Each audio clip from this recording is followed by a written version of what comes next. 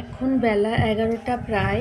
আমি পুজো দেওয়ার জন্য একদমই রেডি। তো পুজো দিতে যাচ্ছি, সঙ্গে আমার মেয়ে যাচ্ছে, কিন্তু মেয়ে এই মুহূর্তে কিন্তু ভিডিও করছে, তাই তাকে দেখাতে পারলাম না। তো আমরা মন্দিরে পৌঁছে গেলাম, খানিকটা দূরেই আমাদের মন্দির। আর এই দেখুন সবাই কিন্তু ডালা দিয়ে ধূপ মোমবাতি জ্বালিয়ে কিন্তু তাদের মনস্কামনা ভগবানের কাছে নিবেদন করছে। আর এই আমাদের মন্দির, এখানে শীতলা মা মন্দির খুব জাগ্রত, মন্দির চারিদিকে খুব সুন্দরভাবে সেজে উঠেছে।